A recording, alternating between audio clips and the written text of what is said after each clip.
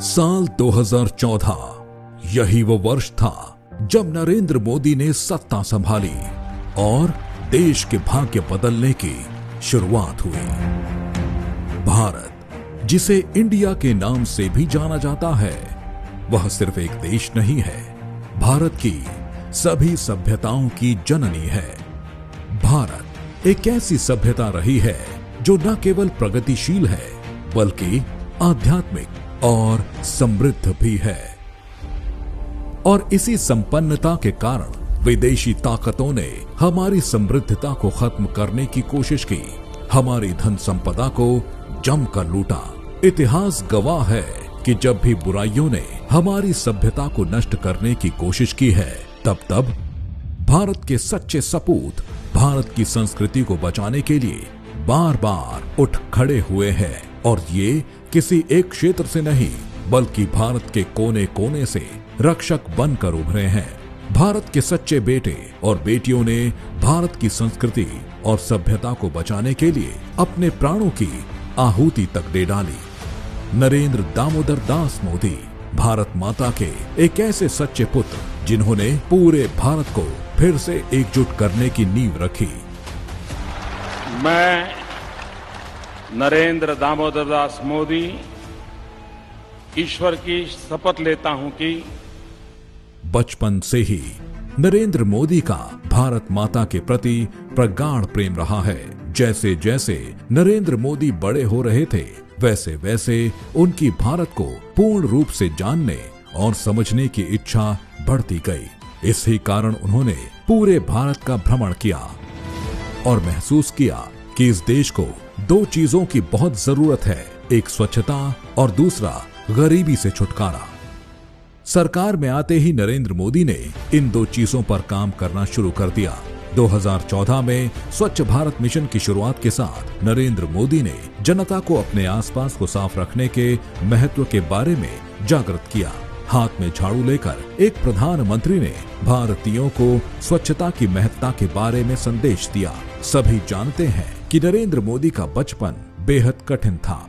उन्होंने गरीबी में जीवन व्यतीत किया था। वो जानते थे गरीबी का दर्द, वे जानते थे बिजली के बिना रहना कैसा लगता है, वे जानते थे लकड़ी के चूल्हे पर रोटी बनाने की कीमत को, वे जानते थे टपकती छत के नीचे सोने का दर्द।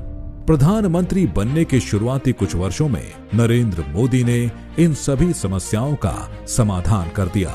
उन्होंने प्रधानमंत्री आवास योजना शुरू की, जिससे गरीबों को पक्के मकान मिले, बिजली मिली तो जिंदगी से अंधेरा दूर हुआ, रसोई गैस मिली तो धुएं से आजादी मिली, घर घर स्वच्छ जल और मुफ्त चिकित्सा ने गरीबों की जिंदगी को आसान कर दिया।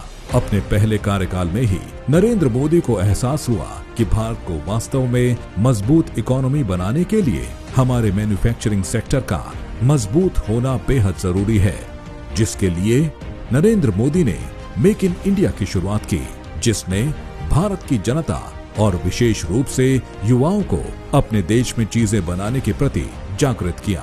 नरेंद्र मोदी ने साफ कर दिया था कि भारत अब पूरी तरह से आत्मनिर्भर होगा और न केवल आत्मनिर्भर बल्कि बाकी दुनिया को निर्यात करने में भी सक्षम होगा।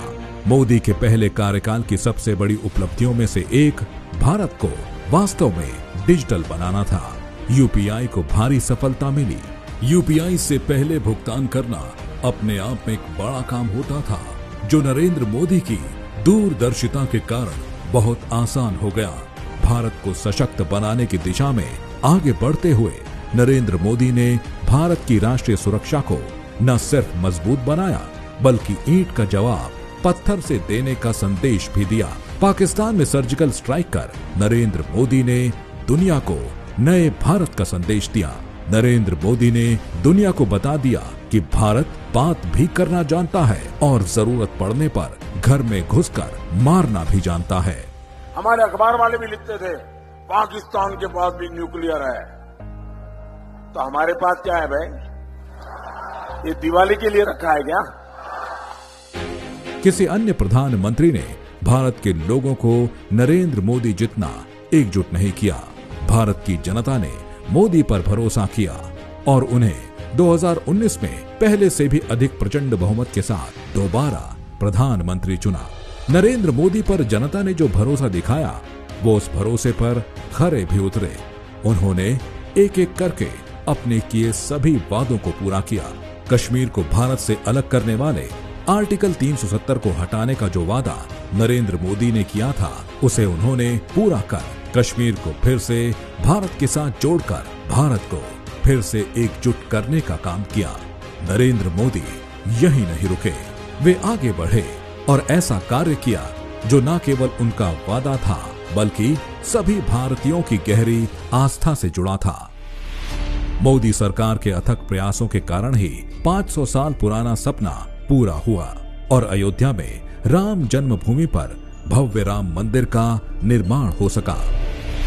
राम जन्मभूमि पर विदेशी आक्रांताओं ने बार बार हमले किए, क्योंकि वो जानते थे कि राम जन्मभूमि भारत की सभ्यता और संस्कृति के सबसे ऐतिहासिक और सबसे पवित्र स्थानों में से एक है।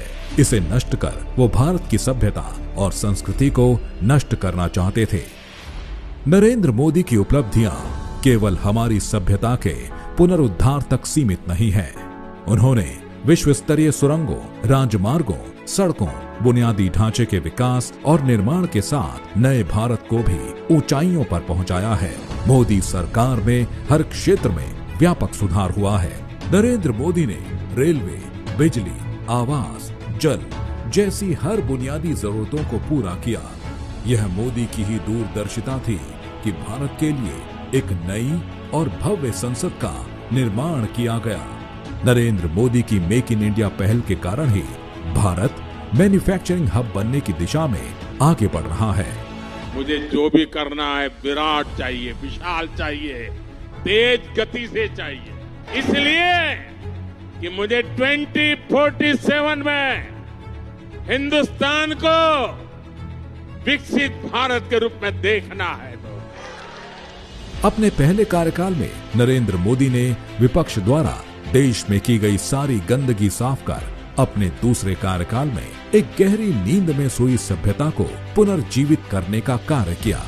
और अब नरेंद्र मोदी भारत को दुनिया में नंबर 1 बनाने की दिशा में कार्य कर रहे हैं। मोदी विकसित भारत चाहते हैं, भारत जो दुनिया की शीर्ष 3 अर्थव्यवस्थाओं में अपनी जगह बनाएगा।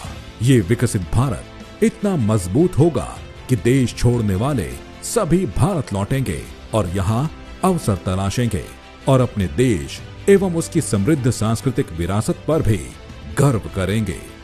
भारत को सुपर पावर बनने के लिए हमें संयुक्त राष्ट्र सुरक्षा परिषद में एक स्थायी सीट की आवश्यकता है और केवल नरेंद्र मोदी ही एक ऐसी शख्सियत है जो भारत को यूएनएससी में स्थायी सीट दिला सकते हैं। नरेंद्र मोदी का विजन है कि आधुनिकता और परंपरा साथ चले। भारत में बुलेट ट्रेन भी हो और भव्य मंदिर भी। इस विकसित भारत में समाज के हर वर्ग के प्रत्येक भारतीय के पास सभी सुविधाएं होंगी, चाहे वो घर हो, खाना हो, गैस हो, शौचालय हो, बिजली हो, इंटरनेट हो, साफ पानी हो। नरेंद्र मोदी वास्तव में नए भारत या यूं कहे कि विकसित भारत के निर्माता हैं। भारत के दुश्मन नहीं चाहते कि मोदी वापस आए, लेकिन भारत की जनता ने मन बना लिया है अब की बार 400 पार। नरेंद्र मोदी पहले से ज्यादा मजबूत होकर वापस आएंगे और भारत को सर्वोत्तम सभ्यता बनाएंगे जो वो एक समय में हुआ करती थी।